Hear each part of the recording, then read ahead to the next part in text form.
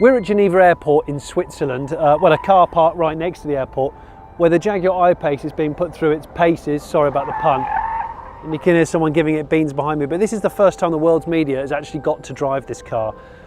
Jag have put an awful lot of effort into this. They've done over 1.5 million real world miles. There's over 200 prototypes flying around. They've tested it in plus 40 Celsius, minus 40 Celsius. They're taking this car very seriously, and bear in mind, they've beaten the likes of Audi, BMW and Mercedes to the production pure SUV market.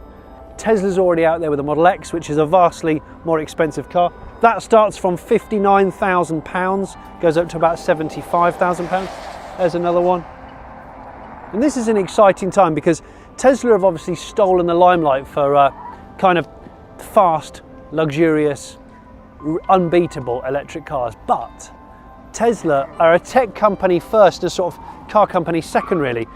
The likes of Jaguar and Mercedes and all the others have been making cars for like 8, 9, 10 decades. And that's the thing, they know how to build a car really well. Tesla has almost become a victim of its own success lately, where it's got a good product but it can't make it quick enough and it's suffering from quality control. Jag and Mercedes and Audi and BMW and all the others that are coming in now, these guys know how to build a car. They know how to put together a beautiful interior. So we're actually going to see this interesting point of convergence, I think. Tesla are going to learn very quickly how to mass produce a car with decent quality control. And these guys know how to do good battery tech, good real world range and good EV performance. What I'm interested in with the Jag I-Pace today is, although I'm going to get a little tiny drive, I want to know if this car has true Jaguar DNA.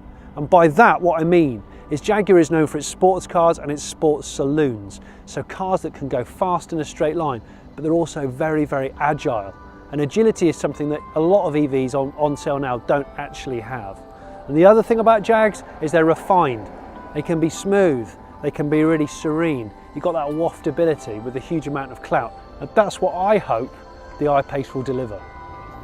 I feel like we're at a really interesting point in the world of EV, where mainstream manufacturers are about to press the button on some really big projects.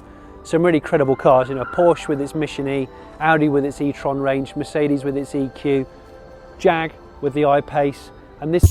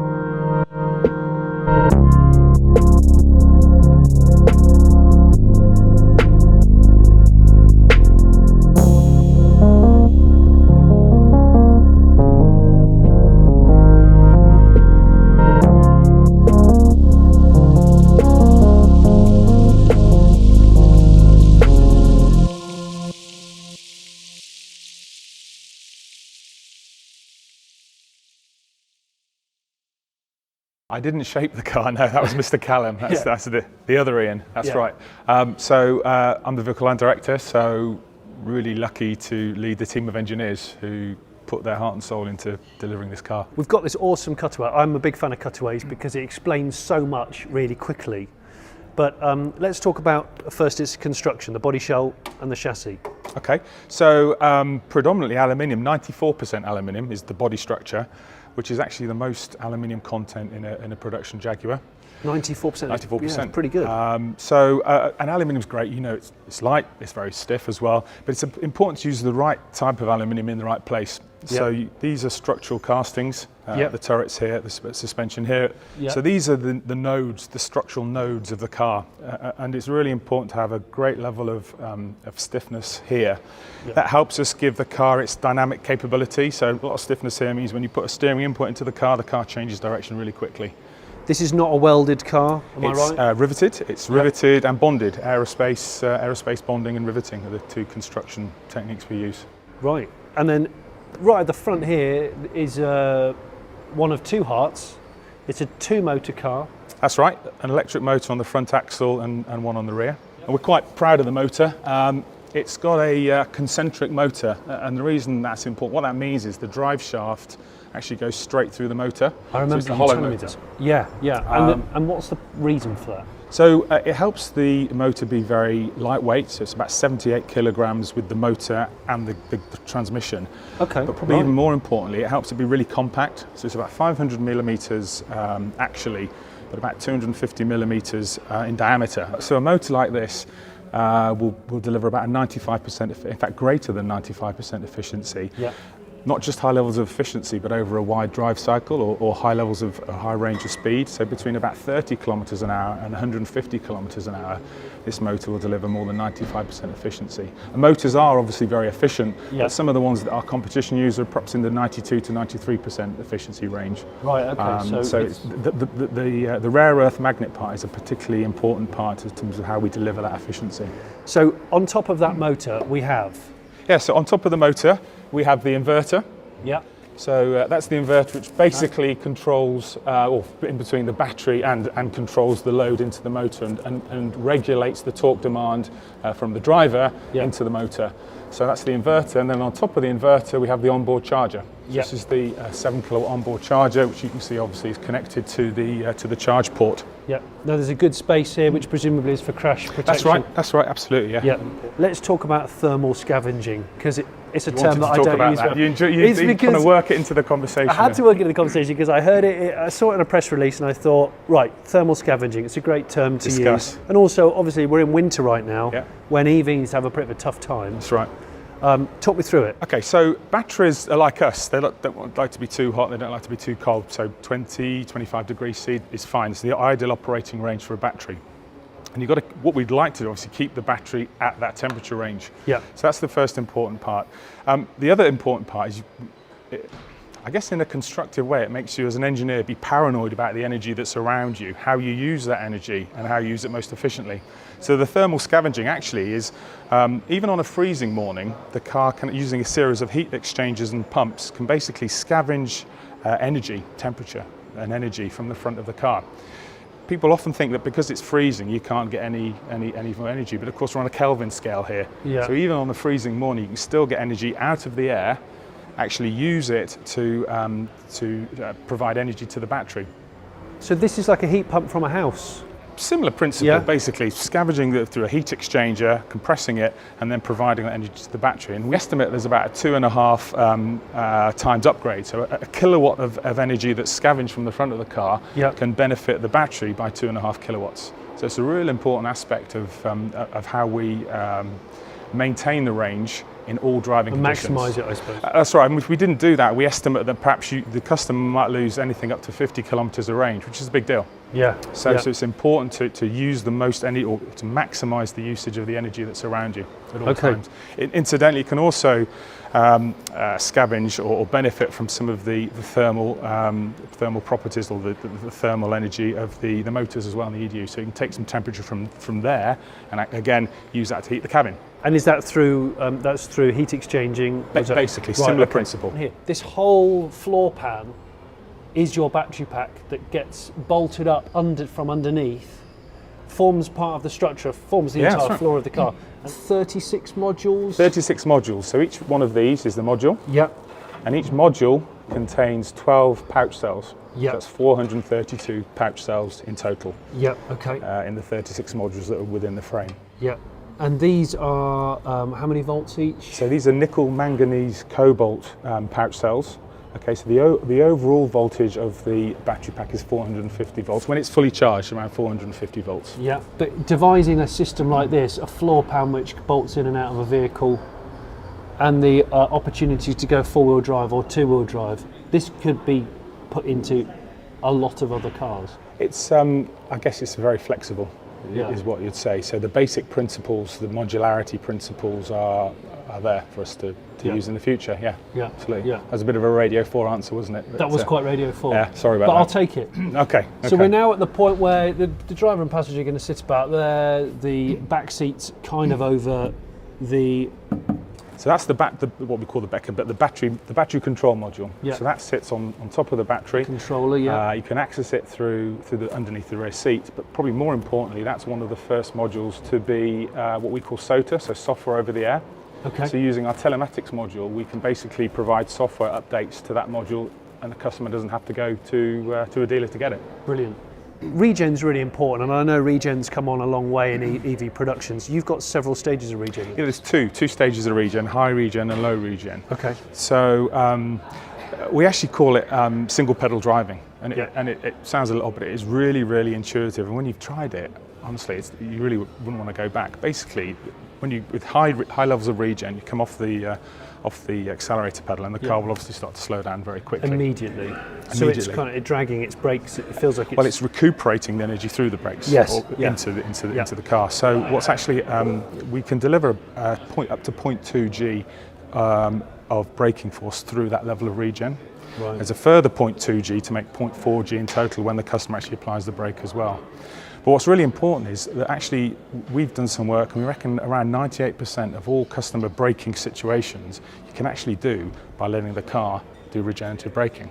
Without touching the brake. That's why we call it single pedal, and it's so intuitive. In fact, incidentally, we can get through a whole test cycle, an emissions test cycle again without pressing the brake pedal. Really? So there's benefits in terms of brake pad wear, of brake dust. I've not seen this against any other cars, but to me this looks like a smaller car than an F-Pace. It is smaller than F-Pace, yeah. It's shorter than F-Pace, but I think the real added benefit of a ground-up blank sheet of paper architecture is in the length.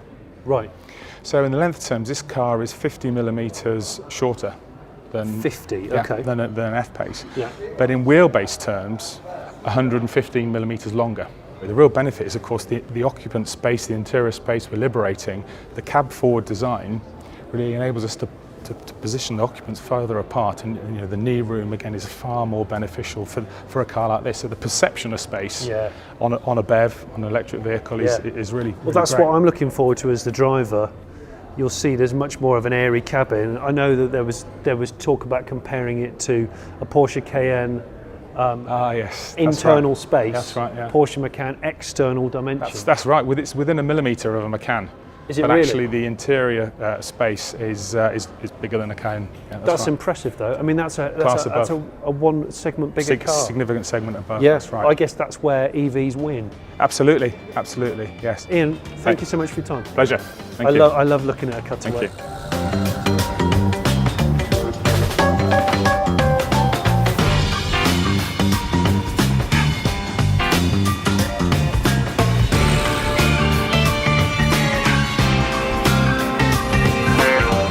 This is the Jaguar I-Pace. This is the man that led the team that made it look the way it does. This is Ian Callum, Director of Design for Jaguar, a friend of mine. Hi Ian. Hello Johnny. You all right? How are you? Good to see you. Yeah, good to see you. Likewise. What interests me about this car, firstly, is it's classed as an SUV, but I kind of don't see it as an SUV. I guess in my head you think of SUVs as being quite bricky. Yeah, square. And it's not like that. No, it doesn't have to be. No, we're stood next to it. It's higher. You can obviously see there's a bit of ground clearance going on here, but it's not your sort of archetypal No, and you know what I love about it is you can't really define the car. You can't just slot it in a box and say that's what it is. Yeah. And I love the notion, it upsets some people, but I do love the notion that you can't categorize it. Yeah. You know, Yeah. it's a bit like music in America. It has to be categorized, isn't it? And Yeah. suddenly somebody comes up with something different and you can't categorize it and people get upset. So I like that being disruptive. And it is technically an SUV. It's got SUV dimensions. It can only do what SUV cars or trucks can do, but it's shaped more like a motor car for good reason. Yeah. And that's aerodynamics. I've just dropped a chapstick, Ian. I'm ever so sorry. It's never happened in an interview before.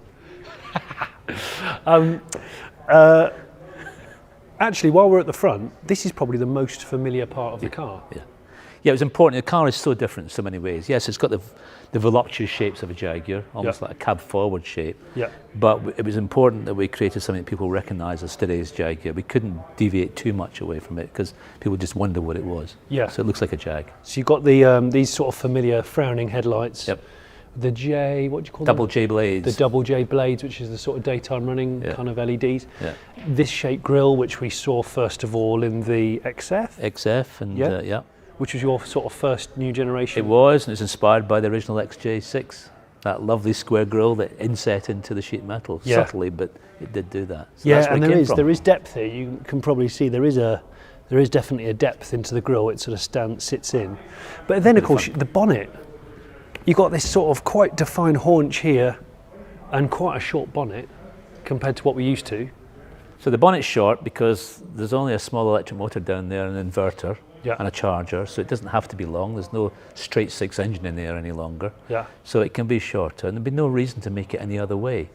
You know, to be absolutely honest about the car, it's got to be about what the car stands for. Yeah.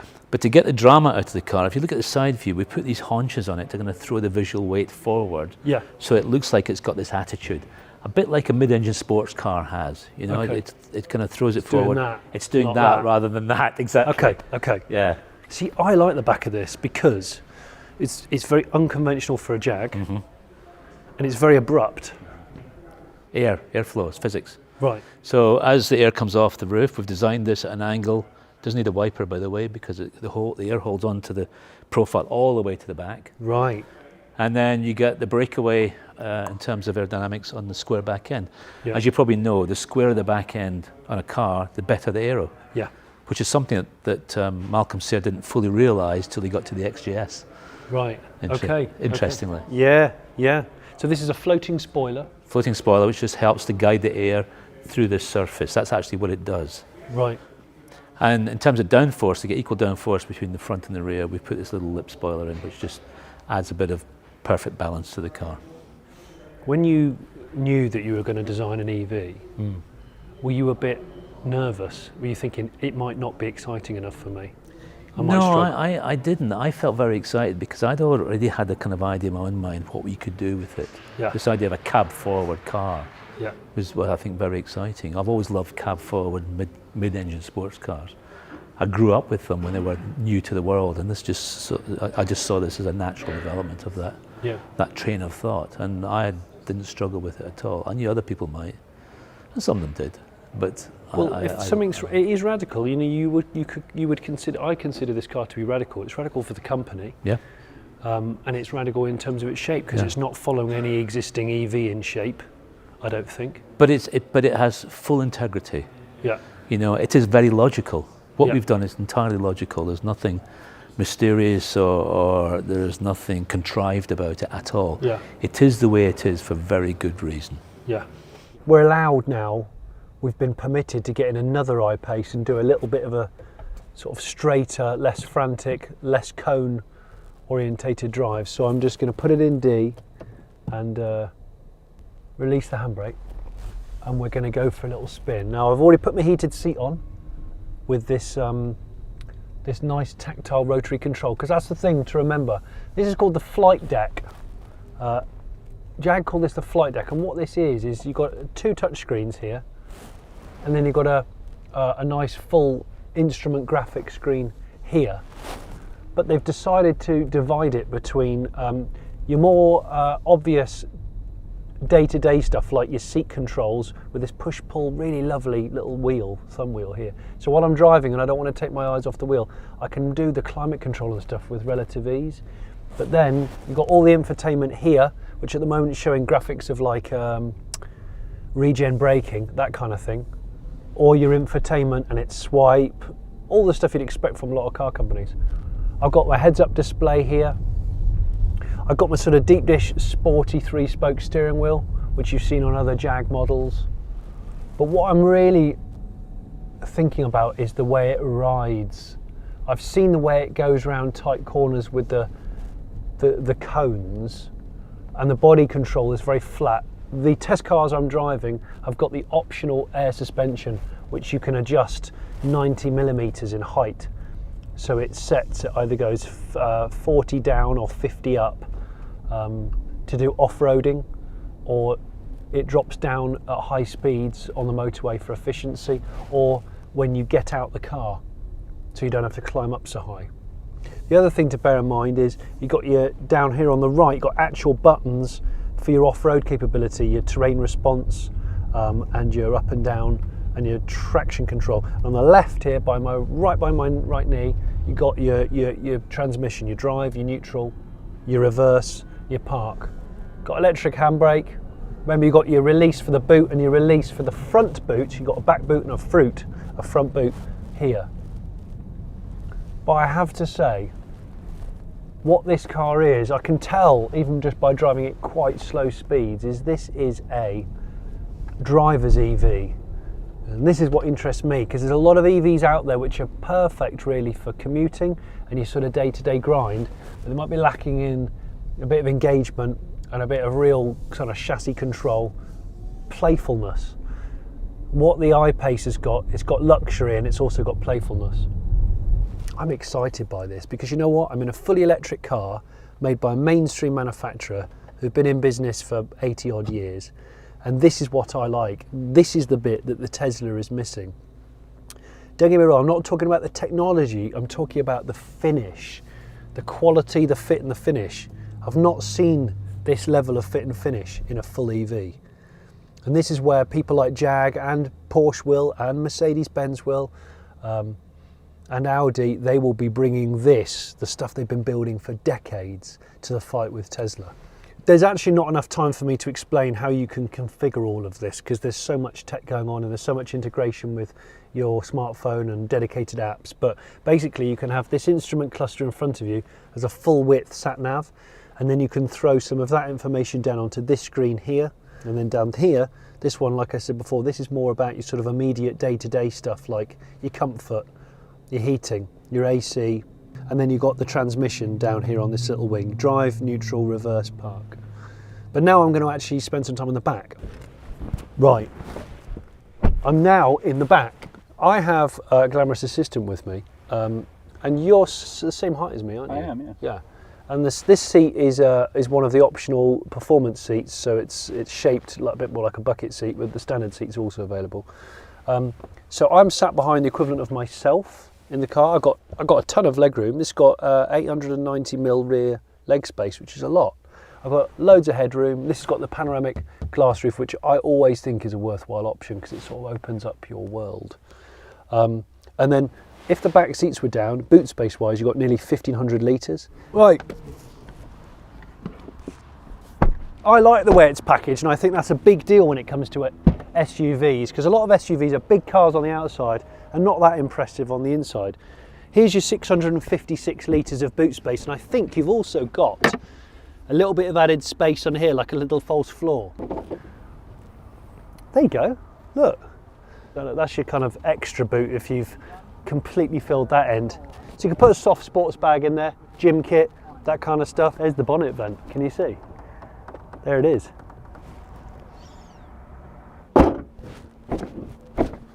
There we go. Do you know what this badge is called? Jaguar don't talk about it much, but do you know what this particular logo is with it? It's called a growler. But slightly better is the one at the back. It's my favourite, the one at the back, that one, the lovely kind of sculpted muscular one, that's called the leaper. The leaper. So on the front of the old Jaguars, it was the statue on the bonnet like the Rolls Royce, but the leaping cat. That's the leaper, the front's the growler. Front growler, back leaper.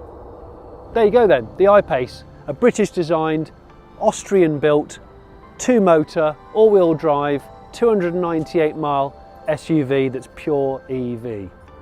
And luckily it doesn't look like an SUV, it looks better than that. I just hope this car drives on the road as good as it has done today. And also I hope that Tesla learn as quickly as they have in the past about how to put a car together really well. This is exciting times for EVs, right?